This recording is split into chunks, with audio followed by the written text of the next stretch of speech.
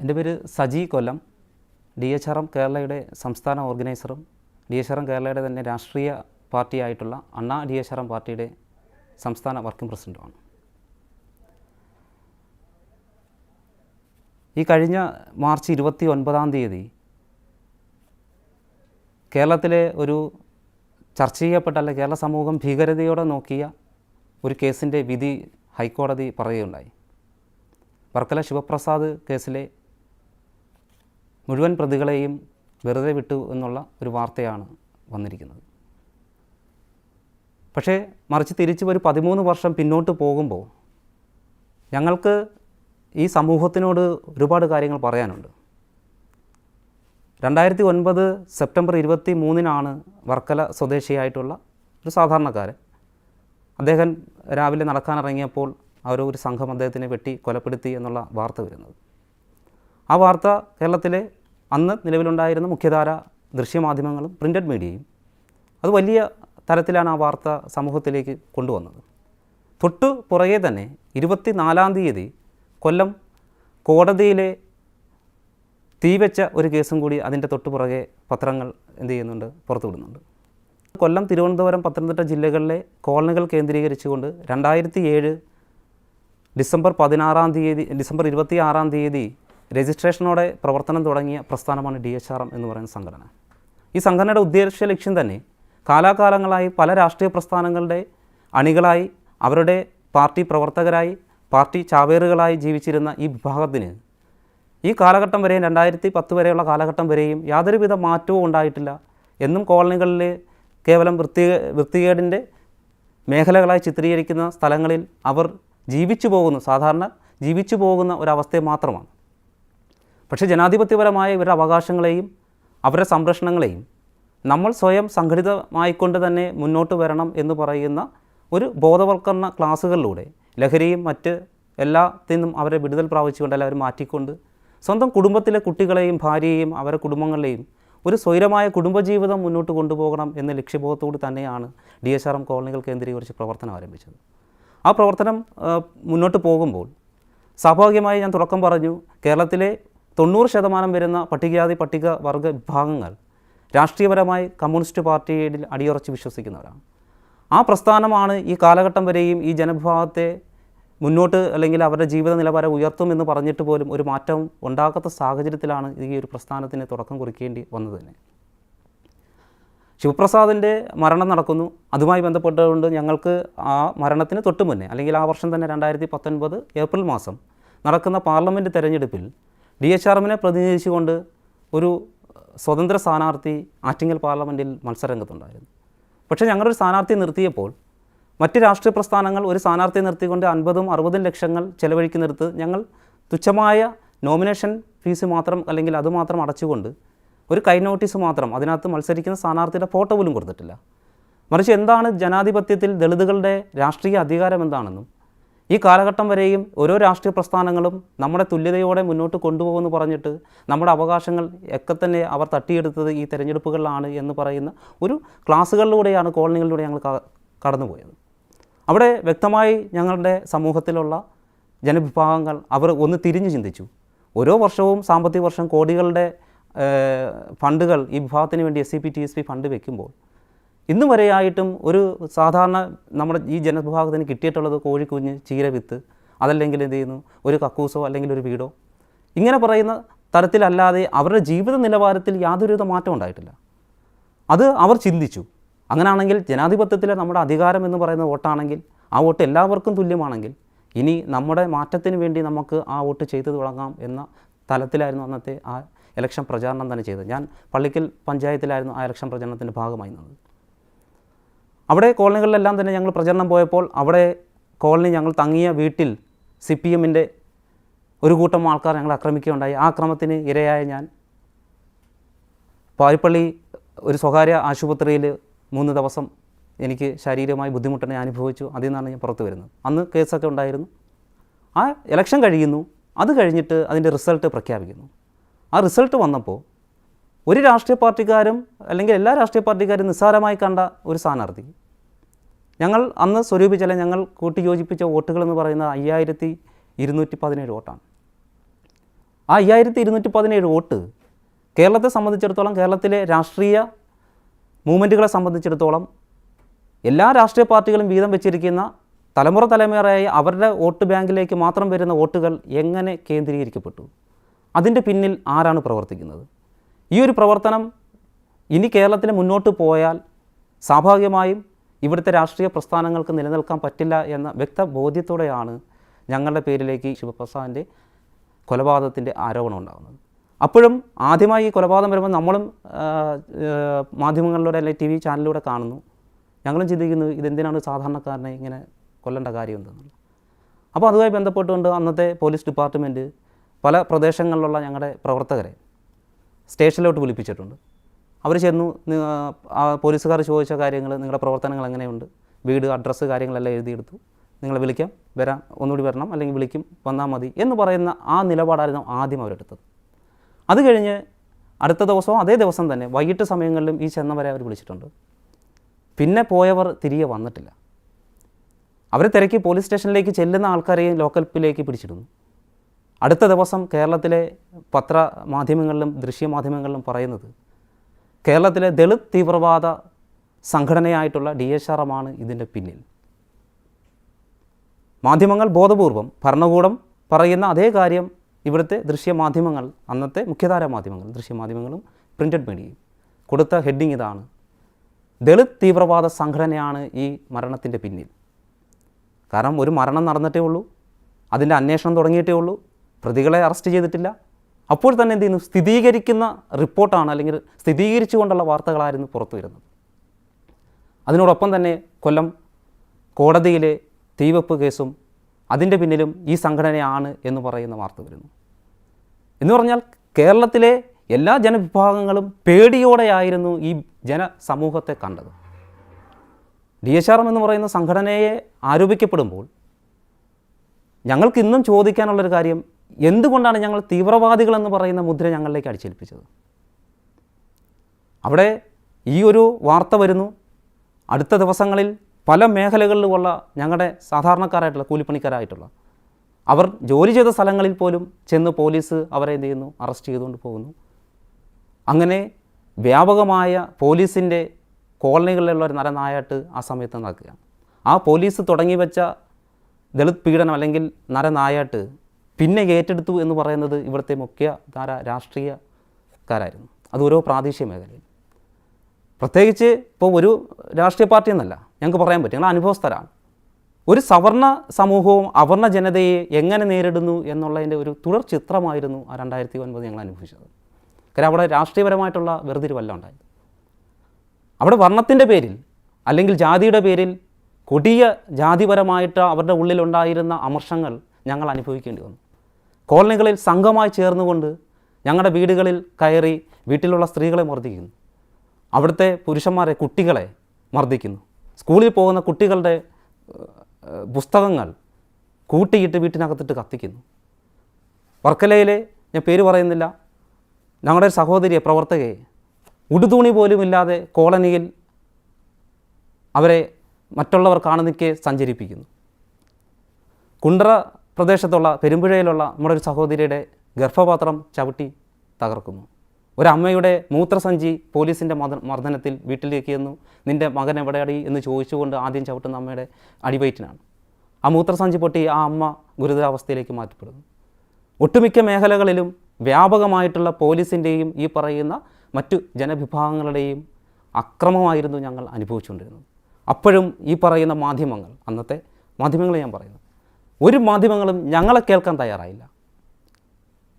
എന്താണ് ഞങ്ങൾ ചെയ്ത തെറ്റ്, അല്ലെങ്കിൽ എന്തിൻ്റെ പേരിലാണ് നിങ്ങളെ ഈ പറയുന്ന അക്രമം നിങ്ങൾ അനുഭവിക്കുന്നത്, അതല്ലെങ്കിൽ എന്താണ് നിങ്ങൾക്ക് പറയാനുള്ളത് എന്ന് പറയുന്ന ഒരു ചോദ്യം ചോദിക്കാൻ ആദ്യത്തെ 100 ദിവസം വരെയും ഒരു മാധ്യമങ്ങൾ തയ്യാറായിട്ടില്ല. പോലീസ് ഓരോ ദിവസം കൊടുക്കുന്ന വാർത്തകൾ അത് അതേപോലെ തന്നെ ഫ്രണ്ട് പേജിലാണ് വരുന്നത്. അതിൻ്റെ തുടർച്ചയായിട്ട് വർക്കല ശിവപ്രസാദ് കേസിൻ്റെ തുടർച്ചയായി കൊല്ലം കോടതി കേസിൻ്റെ കാര്യം പറയുന്നു. അത് കഴിഞ്ഞ് വരുന്ന വാർത്തകൾ നിങ്ങൾ അന്നത്തെ പത്രങ്ങൾ നോക്കണം. കേരളത്തിലെ 8 പ്രമുഖരെ വധിക്കാൻ ഞങ്ങൾ പ്ലാൻ ചെയ്തു. 4 പ്രധാന സ്റ്റേഷനുകൾ എന്ത് ചെയ്യുന്നു? തകർക്കാനുള്ള പ്ലാൻ ഞങ്ങൾ ചെയ്യുന്നു. ഈ സംഘടനയ്ക്ക് വേണ്ടി പ്രവർത്തിക്കുന്ന ആൾക്കാർ ചാവേറുകളാണ് എന്ന് പറയുന്ന വാർത്ത വരുന്നു. ഇങ്ങനെ അതിനെ എന്ത് ചെയ്യുന്നു, എല്ലാ വിധേയനെയും ജനങ്ങളുടെ മനസ്സിൽ ഈ വിഭാഗത്തെ അല്ലെങ്കിൽ ഈ പ്രസ്ഥാനത്തെ അല്ല, ഈ ജനതയെ തന്നെയാണ് പറഞ്ഞത്, ഒരു സംഘടനയല്ല പറഞ്ഞത്. അതിലാണ് ഞങ്ങൾക്ക് വീണ്ടും ഈ പറയുന്ന മാധ്യമങ്ങൾ എന്ത് ഉദ്ദേശത്തോടെയാണ് അങ്ങനെ പറഞ്ഞത്. ഒരു പ്രസ്ഥാനത്തിൻ്റെ പേരിൽ വരുന്ന ഒരു ആരോപണത്തെ ദളിത് തീവ്രവാദം എന്ന് ആരോപിക്കപ്പെട്ടത്. ഒരു കാര്യമുണ്ട്, കോളനിയെ സംബന്ധിച്ചിടത്തോളം അവിടെ പല രാഷ്ട്രീയ പ്രസ്ഥാനങ്ങളും പല സംഘടനകളും പ്രവർത്തിക്കുന്നവരുണ്ട്. ഞങ്ങളുടെ പ്രവർത്തകരുണ്ട്, CPM-ൻ്റെ ഉണ്ട്, സാധാരണ മറ്റ് കോൺഗ്രസോ മറ്റേത് രാഷ്ട്രീയ പാർട്ടിയുടെയും പ്രവർത്തകരുണ്ട്. പക്ഷേ കോളനികളിലേക്ക് ഇവർ അക്രമത്തിന് വരുമ്പോൾ DHRM-ൻ്റെ പ്രവർത്തകരെ മാത്രമല്ലായിരുന്നു ആക്രമിച്ചത്, ആ കോളനിയിലുള്ള എല്ലാ ജനവിഭാഗത്തെയും ഒരുപോലെ ആക്രമിക്കുകയായിരുന്നു. പല സംസ്ഥാനങ്ങളിൽ നിന്നല്ല, പല ജില്ലകളിൽ നിന്നും തിരുവനന്തപുരം, കൊല്ലം, പത്തനംതിട്ട ജില്ലകളിൽ തൊഴിലിന് വേണ്ടി വന്നു നിന്ന പട്ടികജാതിക്കാരനെ ആക്രമിക്കുന്നു. അപ്പോൾ അവിടെ എന്ന് പറയുന്നത് പട്ടികജാതി വർഗ്ഗ വിഭാഗത്തെ ഞാൻ പറഞ്ഞതുപോലെ തന്നെ ഒരു സവർണ അവർണ വ്യത്യാസം നമ്മൾ കാണാൻ പറ്റി. അത് നമ്മൾക്ക് അറിയാൻ പറ്റുന്നത് പുരാണങ്ങളിൽ പറയുന്നുണ്ട്. എന്ത് ചെയ്യുന്നു, ദേവന്മാരും അസുരന്മാരും എന്ന് പറയുന്ന എപ്പോഴും അവർ തമ്മിലുള്ള സംഘർഷമാണ്. അതിൽ ദേവന്മാർ നല്ലതിൻ്റെ വക്താക്കളും അസുരന്മാർ ഈ പറയുന്ന ക്രിമിനലിൻ്റെ അല്ലെങ്കിൽ എല്ലാ തരത്തിലേക്കുള്ള നെഗറ്റീവ് കാര്യങ്ങൾ ചെയ്യുന്ന ആൾക്കാർ തന്നെയാണ്. അതേപോലെ ഉള്ള ഒരു തലമായിരുന്നു അന്ന് ഞങ്ങളെ നോക്കിക്കണ്ടത്. ഞങ്ങളുടെ കേൾക്കാൻ ആരും തയ്യാറായിട്ടില്ല. കൊല്ലം കോടതി കത്തിപ്പ് കേസുമായി ബന്ധപ്പെട്ടുകൊണ്ട് ഇതുവരെ ഇവർക്ക് പ്രതികളാര് അല്ലെങ്കിൽ പ്രതികളെ കണ്ടെത്താൻ ഇവർ നോക്കിയ സമയം ചെയ്ത രീതി എന്ന് പറഞ്ഞാൽ സ്റ്റേഷനുകൾ പിടിക്കുന്നവരെ അങ്ങ് ലിസ്റ്റ് തയ്യാറാക്കുക. കൊല്ലം ജില്ല കേന്ദ്രീകരിച്ച് വരുന്നവർ കൊല്ലം കോടതി കത്തിപ്പ് കേസിലാണ്. തിരുവനന്തപുരം ജില്ല കേന്ദ്രീകരിച്ച് വരുന്നവർ ആ വർക്കല ശിവപ്രസാദ് മരണോ അല്ലെങ്കിൽ ആ മരണവുമായി ബന്ധപ്പെട്ടുള്ള പ്രതികളെന്ന രീതിയിൽ 15 പേരെയാണ് അവർ പ്രതിപട്ടികയിലേക്ക് കൊണ്ടുവന്നത്. അന്നത്തെ സംഘടനയുടെ നേതൃത്വത്തിൽ നിന്ന ആൾക്കാരുണ്ട്, മുഴുവൻ സമയ പ്രവർത്തകരുണ്ട്. അവരെയൊക്കെ തന്നെ എന്ത് ചെയ്യുന്നു, ഈ പറയുന്ന തലത്തിൽ ലിസ്റ്റിലേക്ക് കൊണ്ടുവരികയും അവരെ കൊണ്ടുപോയി അവരുടെ വീട്ടുകാരോ അല്ലെങ്കിൽ അവരുടെ ബന്ധുക്കളോ സംഘടനയുടെ ഭാരവാഹികളോ അല്ലെങ്കിൽ മറ്റുള്ളവർക്കോ സ്റ്റേഷനിലേക്ക് ചെല്ലാൻ പോലും ഭയപ്പാടായി. കാര്യം എല്ലാവരുടെ മനസ്സിൽ ഞങ്ങളും ചെന്നാൽ ഞങ്ങളുടെ സ്റ്റേഷനിൽ പിടിച്ചിടും എന്ന് പറയുന്ന ഒരു അവസ്ഥയിലേക്ക് മാറ്റപ്പെട്ടു. ഈ പോയി ഏകദേശം ആദ്യമായി ഞങ്ങൾക്ക് ഈ പീഡനത്തിൻ്റെ കാര്യം സമൂഹത്തിലേക്ക് കൊണ്ടുവരാൻ ആദ്യമായി തയ്യാറായത് നമ്മുടെ മുതിർന്ന മാധ്യമ പ്രവർത്തകനായ BRP ഭാസ്കർ സാറാണ്. അദ്ദേഹമാണ് ആദ്യത്തെ പത്രസമ്മേളനം ചെയ്യുന്നത്. ഒരു കൊലപാതകം നടക്കുന്നു, ആ കൊലപാതകം ആരാണ് ചെയ്തത് എന്നുള്ള തെളിവ് വന്നിട്ടില്ല. സംശയത്തിൻ്റെ പേരിൽ ഒരു സംഘടനയെ എന്ത് ചെയ്യുന്നു, പോലീസ് പിടിക്കപ്പെടുന്നു. പക്ഷേ എന്തിനാണ് അവരെ ഈ തരത്തിലേക്ക് ആ വിഭാഗത്തെ ഇത്രയും ക്രൂരമായ പീഡനം ചെയ്യുന്നത് എന്നുള്ള ആദ്യത്തെ BRP ഭാസ്കർ സാറിൻ്റെ ആ ഒരു പ്രസ്താവന വന്നതുകൂടിയാണ് ഞങ്ങളെക്കുറിച്ച് പറയാൻ പുറത്തുനിന്ന് ഒരാൾ വരുന്നത്. അന്ന് വരെ ഞങ്ങൾ പറയുന്നു ഞങ്ങൾക്കൊരു മാധ്യമമില്ല, ഞങ്ങൾക്ക് പ്രിൻ്റഡ് മീഡിയ ഇല്ല, ഒന്നുമില്ല. പിന്നെ സ്വന്തം വീടുകളിൽ പോലും ആരും നിൽക്കാതെ എല്ലാവരും പല മേഖലകളിലേക്ക് പോകുന്നുണ്ട്. ആണുങ്ങളൊന്നും വീടുകളിലില്ല. കാരണം അത്രയും ഭീകരമായ സാഹചര്യമായിരുന്നു കോളനികളിൽ അവർ സൃഷ്ടിച്ചത്. പിന്നീട് ഏകദേശം 100 ദിവസം അല്ലെങ്കിൽ 150 ദിവസം കഴിയുമ്പോഴാണ് ഇത് എന്താണെന്നുള്ളത് അന്വേഷിച്ച് പല മനുഷ്യാവകാശ പ്രവർത്തകരും ഒക്കെ തന്നെ വർക്കലയിലേക്ക് വരുന്നു. അവർ വരുന്നു, അവരുടെ ഇടപെടലുകൾ ഉണ്ടാകുന്നു, മാധ്യമങ്ങൾ വരുന്നു. അപ്പോഴും മാധ്യമങ്ങൾ ഈ പറയുന്ന നിലപാടിൽ നിന്ന് മാറ്റം ഉണ്ടായിട്ടില്ല. അപ്പോഴും ഈ ഭീകരത തന്നെയാണ് ഞങ്ങളിലേക്ക് അവർ അടിച്ചേൽപ്പിച്ചുകൊണ്ടിരുന്നത്. അങ്ങനെ 2009 ഈ വർക്കല കേസിൽ 15 പേരെയാണ് പ്രതി ചേർത്തുകൊണ്ട് തിരുവനന്തപുരം അഡീഷണൽ സെഷൻ കോടതി അവരെ എന്ത് ചെയ്യുന്നു, റിമാൻഡ് ചെയ്യുന്നു. അവർ പിന്നെ ജാമ്യത്തിൽ ഇറങ്ങുകയാണ് ചെയ്തത്. പിന്നെ അതിൻ്റെ വിചാരണ കാര്യങ്ങളൊക്കെ നടന്നുകൊണ്ടിരിക്കുകയാണ്. പക്ഷേ അത് ഒരിക്കലും ഈ പറയുന്ന ഭീകരത ഈ വിഭാഗത്തിൽ നിന്നും പോകരുത് എന്ന ലക്ഷ്യബോധം ഉണ്ടായിരുന്നു എന്ന് ഞങ്ങൾക്ക് ഉറപ്പിച്ച് പറയാൻ പറ്റുന്ന കാര്യം 2012 കേരളത്തിൽ വീണ്ടും ഒരു വലിയൊരു വിഷയം ചർച്ച ചെയ്യപ്പെട്ടു തെക്കൻ കേരളത്തിൽ. മറ്റൊന്നുമല്ല, ബ്ലാക്ക് മാൻ എന്ന് പറയുന്ന ഒരു പ്രതിഭാസം കേരളത്തിലുണ്ടാകുന്നു. കാര്യം 10 അടി ഹൈറ്റ് അല്ല, അതിന് 15 അടി ഹൈറ്റിലുള്ള ആളാണ്, വലിയ കൈകളാണ്, കറുപ്പ് ഡ്രസ്സാണ് ഉപയോഗിക്കുന്നത്. അവർ എന്ത് ചെയ്യുന്നു, വീടുകൾ രാത്രികളിൽ വരുന്നു. ഇവിടുന്ന് കുതിച്ചാൽ ചിലപ്പോൾ നമ്മൾ ഈ സ്റ്റുഡിയോയിൽ നിന്ന് ഇവിടുന്ന് പോയാൽ ചിലപ്പോൾ സെക്രട്ടറിൻ്റെ ഫ്രണ്ടിലായിരിക്കും ചെന്ന് അടുത്ത് നിൽക്കുന്നത്. ഇങ്ങനെ ഇല്ലാത്ത കഥകൾ മെനഞ്ഞുകൊണ്ട് ഒരു ഭീകര സത്വത്തെ പോലെ, ഭീകര ജീവിയെപ്പോലെ ബ്ലാക്ക് മാൻ എന്ന് പറയുന്ന ഒരു പ്രതിഭാസം ഉണ്ടാകുന്നു. അത് തുടങ്ങി വന്നപ്പോൾ തന്നെ ഞങ്ങൾക്ക് ബോധ്യപ്പെട്ടു ഇത് വീണ്ടും കമ്മ്യൂണിസ്റ്റ് പാർട്ടിയുടെ ഞങ്ങളുടെ മേലൊക്കെ ഉള്ള ഒരു ആക്രമണത്തിൻ്റെ കാര്യമാണ് എന്ന് ഞങ്ങൾക്ക് ബോധ്യപ്പെട്ടു. ഞങ്ങൾ വിചാരിച്ചതുപോലെ തന്നെയാണ്. ഒരു ദിവസം ബ്ലാക്ക് മാൻ വരുന്നു എന്നുള്ളത് എങ്ങനെയെന്ന് വെച്ചാൽ ഞങ്ങൾക്ക് അറിയാൻ പറ്റുന്നത് ആ പ്രദേശത്തുള്ള കടകളിലെല്ലാം തന്നെ ചർച്ചയായിരിക്കും. ഇങ്ങനെ ചർച്ച ചെയ്തു. വൈകിട്ടാവുന്നതോടുകൂടി ഒരു 9, 10, 11 മണിയാകുമ്പോൾ ഒരു കൂട്ടം ആ പ്രദേശത്തുള്ള ആൾക്കാർ ഓടി വരുന്നത് വേറൊന്നുമല്ല, അവിടെയുള്ള DHRM പ്രവർത്തകൻ്റെ വീടങ്ങ് വളയും. ആ വീട് വളഞ്ഞിട്ട് ഇവർ പറയുന്നത് ഞങ്ങൾ ഓടിച്ചുകൊണ്ട് വന്ന ആൾ ഇതിനകത്തുണ്ട്, ഇറക്കി വിട്. അങ്ങനെ കേരളത്തിലെ ഈ കൊല്ലം, തിരുവനന്തപുരം, പത്തനംതിട്ട ജില്ലകളിൽ ഞങ്ങളുടെ വീടുകൾ മൊത്തം കേന്ദ്രീകരിച്ചുകൊണ്ട് ആക്രമണം അഴിച്ചുവിട്ടു. അവിടുത്തെ സ്ത്രീകൾ, കുട്ടികൾ അല്ലെങ്കിൽ പുരുഷന്മാർ ജോലി കഴിഞ്ഞ് ഉറങ്ങി കിടക്കുന്ന ആളാണ്. അദ്ദേഹത്തിനെ പോലും വലിച്ചിറക്കി വ്യാപകമായ ആക്രമണമാണ് നടത്തിയത്. അന്ന് UDF ഭരിക്കുന്നു. ചീഫ് വിപ്പായിട്ടുള്ള നമ്മുടെ PC ജോർജ് സാറാണ് അന്ന് നിയമസഭയിൽ ഇതിന് എന്ത് ചെയ്യുന്നത്, ഒരു കാര്യം അവതരിപ്പിക്കുന്നത്. കാര്യം ഇങ്ങനൊരു സംവിധാനം ഉണ്ടെങ്കിൽ എന്ത് ചെയ്യുക, അത് പോലീസ് കണ്ടെത്തുക. നാട്ടുകാർ എന്തിനാണ് ആക്രമിക്കുന്നത്? തീർച്ചയായിട്ടും ഇത് അക്രമം കൂടി വന്നപ്പോൾ ഞങ്ങൾക്ക് കാര്യം ഉറപ്പായി. വീണ്ടും ഞങ്ങളുടെ ഇല്ലായ്മ ചെയ്യാൻ പാർട്ടിയുടെ തീരുമാനമാണ് എന്ന രീതിയിൽ ഞങ്ങളും ഉറക്കമൊഴിച്ചുകൊണ്ട് എന്ത് ചെയ്തു, ഞങ്ങളുടെ പ്രവർത്തകരും ഈ ബ്ലാക്ക്മാനെ പിടിക്കാൻ തയ്യാറായി.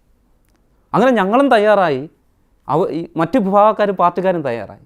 അങ്ങനെ ആ പോയ സമയങ്ങളിൽ രാത്രി ഞങ്ങൾ പിടിച്ചത് മൊത്തവും ബ്ലാക്ക്മാനായ കറുത്ത മനുഷ്യരെ അല്ല. രാവിൻ്റെ മറവിൽ ഇവിടുത്തെ എല്ലാ കൊള്ളരായ്മയും ചെയ്യുന്ന, നമുക്ക് പറയാൻ പറ്റില്ല, അത്തരത്തിൽ പ്രവൃത്തി ചെയ്തുകൊണ്ടിരുന്ന വെള്ള മനുഷ്യരെയാണ് ഞങ്ങൾ കൂടുതലും പിടിച്ചത്. അത് പല പ്രദേശത്തും പിടിച്ചു. പോലീസിനെ ഏൽപ്പിച്ചപ്പോൾ പോലീസ് കൊണ്ടുപോയിട്ട് പകുതിക്ക് ഇറക്കി വിടുകയാണ്. കാര്യം ഇതൊക്കെ തന്നെ ഇവിടുത്തെ സമൂഹം അറിയപ്പെടുന്ന വ്യക്തികളാണ്.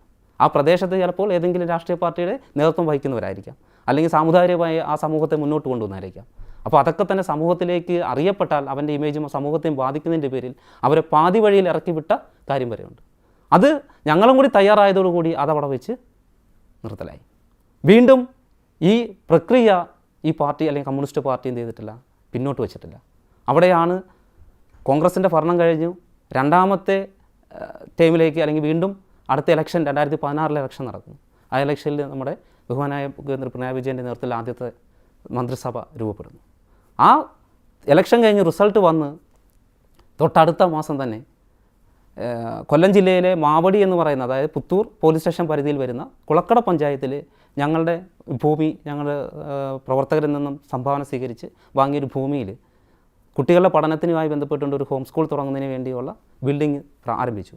അവിടുത്തെ പ്രവർത്തകരുടെ കമ്മിറ്റിയുമായി ബന്ധപ്പെട്ട് കൊല്ലം ജില്ലയുടെ ചാർജുള്ള ഞാൻ അന്നേ ദിവസം അവിടെ വൈകിട്ട് പോയി ആ കമ്മിറ്റി കഴിഞ്ഞ് അവിടുന്ന് തിരിച്ചിറങ്ങുമ്പോൾ അവിടുത്തെ CPM പ്രവർത്തകർ ഞങ്ങളുടെ വണ്ടി വളയുകയാണ്. ആദ്യം വണ്ടിയുടെ ഗ്ലാസ്സിലേക്ക് വരുന്ന വലിയൊരു കല്ല് വന്ന് ഗ്ലാസ്സിൽ വന്ന് വീഴുകയാണ്. ആ സൗണ്ട് കേട്ട് കൂടെ നിന്ന വീട്ടിൽ നിന്ന് ഇറങ്ങിയുള്ളൂ, കോളനിയിൽ നിന്ന് അങ്ങോട്ട് ഇറങ്ങി റോഡിലോട്ട് കയറുന്ന വഴിക്കാണ് സംഭവിക്കുന്നത്. പെട്ടെന്ന് വന്നപ്പോൾ ഒരു കൂട്ടം ആൾക്കാർ ഈറ്റിൻ്റെ മറയുകയാണ്. നിനക്കൊക്കെ ഇവിടെ രാത്രി എന്താണ് കാര്യം എന്ന രീതിയിലേക്ക് വേറെ സംസാരമില്ല, ക്രൂരമായ മർദ്ദനം. ആ മർദ്ദനം ഏറ്റവനാണ് ഞാൻ. അത് അന്ന് കൊല്ലം ഡിസ്ട്രിക്ട് ഹോസ്പിറ്റലിൽ ഞാൻ അഡ്മിറ്റ് ചെയ്യുന്നു. എൻ്റെ ശാരീരിക അസ്വസ്ഥതയും അതോടൊപ്പം തന്നെ എനിക്ക് പറ്റില്ല, എനിക്ക് ഇവിടെ എന്നെ അഡ്മിറ്റ് ചെയ്യണമെന്ന് പറഞ്ഞിട്ട് പോലും അവിടുത്തെ അന്നത്തെ ഡോക്ടർ അഡ്മിഷൻ തന്നില്ല.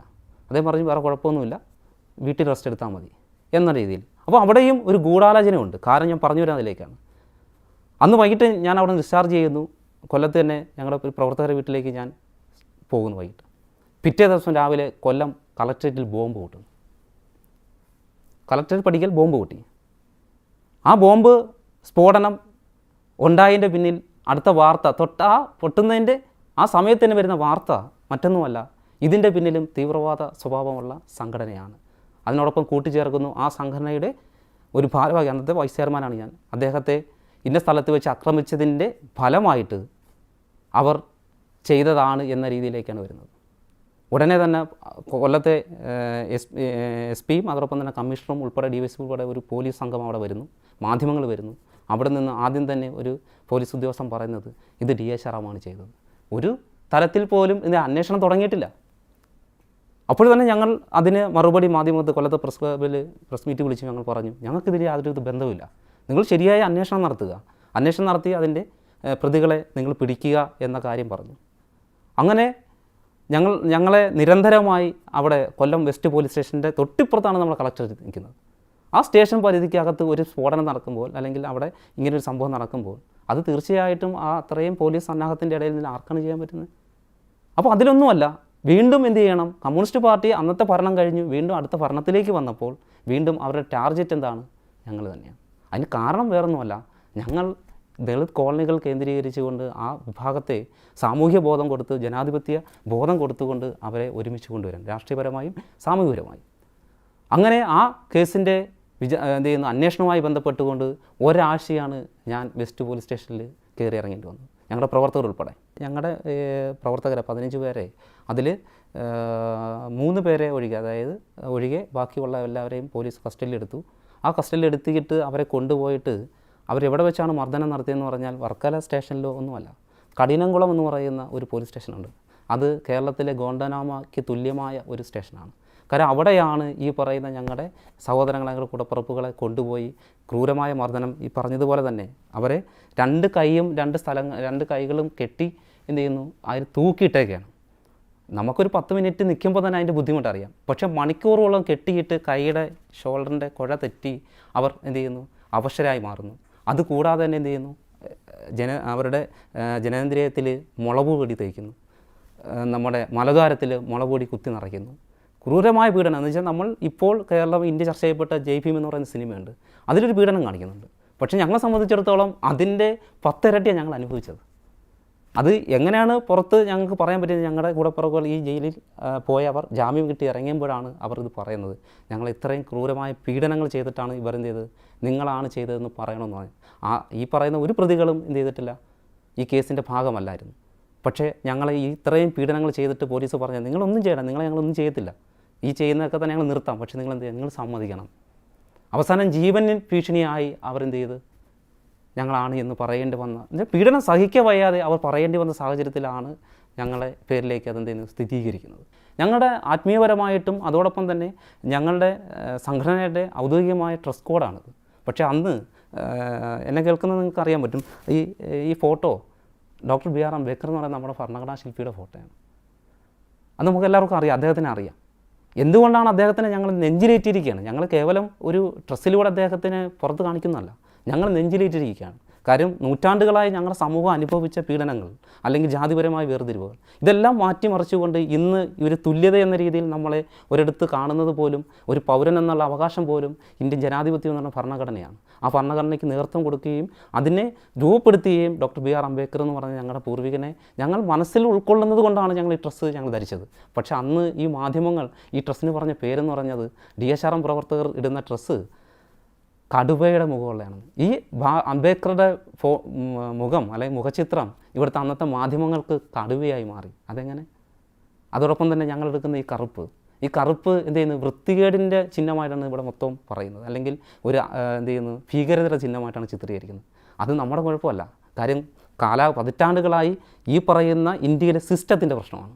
ഇവിടെ പഠിപ്പിക്കുന്നത് അതാണ്. കറുപ്പെന്ന് പറയുന്നത് ക്രിമിനലിൻ്റെ ചിത്രീകരണമാണ്. അത് കേവലം ഒരു കുഞ്ഞിൻ്റെ മനസ്സിൽ പോലും ഒരു ബാലരം എടുത്തു നോക്കിയാലും അതിനകത്തൊരു കഥ വരുമ്പോൾ അതിനകത്ത് എന്ത് ചെയ്യുന്നു, ഒരു രാക്ഷസൻ്റെ പടം കൊടുക്കുമ്പോൾ അത് കറുപ്പായിരിക്കും. അതിനെ നല്ലതിൻ്റെ നന്മയുടെയും ഭാഗമായിട്ട് കൊടുക്കുന്നത് വെളുത്ത നിറമായിരിക്കും. അത് അവിടെ നിന്ന് മാറി നോവലുകളിലേക്കും കഥകളിലേക്കും സിനിമകളിലേക്കും അല്ലെങ്കിൽ സീരിയൽ ഇന്ന് വേണ്ട ദൃശ്യ തലത്തിലേക്ക് മാറുമ്പോൾ ഇവിടെ എല്ലാം തന്നെ നമുക്ക് കാണാൻ പറ്റുന്നത് അവരുടെ മനസ്സിൽ അടിച്ചേൽപ്പിക്കുന്നത് കറുപ്പ് എന്ന് പറയുന്ന നെഗറ്റീവ് ചിന്താഗതിയാണ്. പക്ഷേ ഞങ്ങളൊന്ന് ചോദിച്ചോട്ടെ, ഈ പറയുന്ന നമ്മുടെ ഭരണഘടനയുടെ അവസാന വാക്കെന്ന് പറയുന്ന ജുഡീഷ്യറി കൈകാര്യം ചെയ്യുന്ന ഈ വക്കീലുമാരെല്ലാം ഈ കറുപ്പല്ലേ ഉപയോഗിക്കുന്നത്? എന്തുകൊണ്ട് അവരെ പറയുന്നില്ല? നമ്മുടെയൊക്കെ തന്നെ എന്ത് ചെയ്യുന്നു, കേരളത്തിലെ ദേശീയ തലത്തിൽ പോലും ഒരു തീർത്ഥാടന കേന്ദ്രമായ ശബരിമല, അവിടെ പോകുന്നവരെല്ലാം കറുപ്പെടുത്തുകൊണ്ടല്ലേ പോകുന്നത്? അതിനെ ഒന്നും ആരും പറയുന്നില്ലല്ലോ. ലോകത്ത് നമ്മൾ തന്നെ നോക്കുമ്പം ഏറ്റവും കൂടുതൽ കഴിവിൻ്റെ അടിസ്ഥാനത്തിലുള്ള രാജ്യങ്ങളെ നിർണ്ണയിക്കപ്പെടുന്ന ഏറ്റവും വലിയ മത്സരമാണ് ഒളിമ്പിക്സ്. ഈ ഒളിമ്പിക്സിലൊക്കെ തന്നെ കറുത്ത വർഗ്ഗക്കാരല്ലേ എല്ലാത്തിൻ്റെയും മുന്നിലേക്ക് എത്തുന്നത്. അപ്പം കറുപ്പ് എന്ന് പറയുന്നത് ഞങ്ങൾ അഭിമാനത്തിൻ്റെയും അറിവിൻ്റെയും കരുത്തിൻ്റെയും സിമ്പലായിട്ടാണ് ഞങ്ങൾ എന്ത് ചെയ്യുന്നത്, ഇത് സ്വീകരിച്ചിരിക്കുന്നത്. അത് ഞങ്ങളുടെ നിറമാണ്. ഞങ്ങൾക്ക് അതിനെ എന്ത് ചെയ്യാൻ പറ്റില്ല, മാറ്റാൻ പറ്റില്ല. ഞങ്ങളുടെ ഈ രൂപത്തെ ഞങ്ങൾക്ക് എങ്ങനെ മാറ്റാൻ പറ്റും?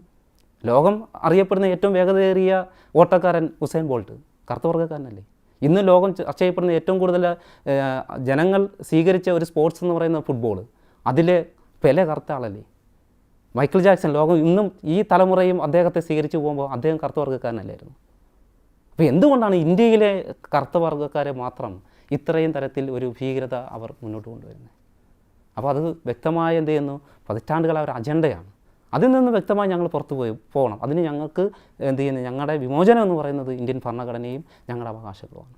അതിന് ഞങ്ങൾ എന്ത് ചെയ്യുന്നു, ഈ പ്രവർത്തനം ജീവിതം അവസാന സംസാരിക്കുന്ന സമയം വരെയും അല്ലെങ്കിൽ സംസാരിക്കാൻ പറ്റുന്ന സമയം വരെയും ഈ സമൂഹത്തിൻ്റെ മോചനത്തിന് വേണ്ടി ഞങ്ങളുടെ നാവുകൾ ചലിച്ചുകൊണ്ടിരിക്കും. കാര്യം ഞങ്ങൾക്ക് മാറ്റം ഉണ്ടാക്കാൻ ഞങ്ങളേ ഉള്ളൂ. കാര്യം ഞങ്ങളെ മാറ്റാം അല്ലെങ്കിൽ ഞങ്ങളുടെ സമൂഹത്തിലേക്ക് കൊണ്ടുവരാമെന്ന് പറഞ്ഞവരെല്ലാം ഞങ്ങൾ ചതിച്ചിട്ടേ ഉള്ളൂ, ഞങ്ങളെ ഇല്ലായ്മ ചെയ്തിട്ടേ ഉള്ളൂ. ഇവിടെ ഒരിക്കലും എന്ത് ചെയ്തിട്ടില്ല. ടി പി ചന്ദ്രശേഖരൻ പറഞ്ഞു, എനിക്ക് അതുകൂടി പറയേണ്ടി വരും. ടി പി ചന്ദ്രശേഖരൻ്റെ വധം ഉണ്ടായി, 51 വെട്ട് അദ്ദേഹത്തിനെ വെട്ടി അദ്ദേഹത്തിനെ കൊല്ലുമ്പോഴും കമ്മ്യൂണിസ്റ്റ് പാർട്ടി ഒരു തീവ്രവാദ പാർട്ടി എന്ന് പറഞ്ഞിട്ടില്ല. ടി പി ചന്ദ്രശേഖരൻ്റെ വാദമെന്നേ പറഞ്ഞിട്ടുള്ളൂ. ശുഭയും മരിച്ചു. അതോടൊപ്പം തന്നെ പെരിയയിലെ ഇരട്ട കൊലപാതകം നടന്നു. ഇങ്ങനെ വ്യത്യസ്തമായി കേരളത്തിൽ നടന്ന ഓരോ രാഷ്ട്രീയ പാർട്ടിയുടെയും പേരിലുള്ള കൊലപാതകങ്ങൾ എടുത്ത് നിരത്തുമ്പോൾ ഒരിക്കലും ആ രാഷ്ട്രീയ കൊലപാതകങ്ങൾ അല്ലെങ്കിൽ ആ കൊല ചെയ്തപ്പെട്ടവരെ വീട്ടിൽ ആരും അക്രമത്തിന് പോയിട്ടില്ല. അവരെ ഭാര്യ ആരും ഉടുതുണി വലിച്ചുരിഞ്ഞിട്ടില്ല. അവരുടെ കുടുംബങ്ങളിൽ ആരും അക്രമത്തിന് പോയിട്ടില്ല. പക്ഷേ ഞങ്ങളെ മാത്രമാണ് എന്ത് ചെയ്തത്, കേവലം ഒരു കൊലപാതകത്തിൻ്റെ പേരിൽ ഈ അക്രമം ഉണ്ടായത്. അതുകൊണ്ട് ആദ്യമായി തന്നെ ഈ 29-ാം തീയതിയാണ് ഈ കേസിൻ്റെ വിധി വരുന്നത്. പക്ഷേ ഇത്രയും തരത്തിൽ പബ്ലിസിറ്റി കൊടുത്ത അല്ലെങ്കിൽ ജനങ്ങളിലേക്ക് ഭീകരത ഉണ്ടാക്കിയ ഒരു മാധ്യമങ്ങളും ഞങ്ങളെ കേൾക്കാൻ തയ്യാറായില്ല. ആദ്യമായി തന്നെ ഞങ്ങളെ കേൾക്കുന്നത് മീഡിയ വണ്ണാണ്. അതുകൊണ്ട് തന്നെ എൻ്റെയും അതോടൊപ്പം തന്നെ പ്രസ്ഥാനത്തിൻ്റെയും ഇതിൻ്റെ എല്ലാ കുടുംബാംഗങ്ങളുടെയും പേരിലുള്ള നന്ദിയും കൂടി അറിയിച്ചുകൊണ്ട് ഞാൻ നിർത്തുന്നു. നമസ്കാരം.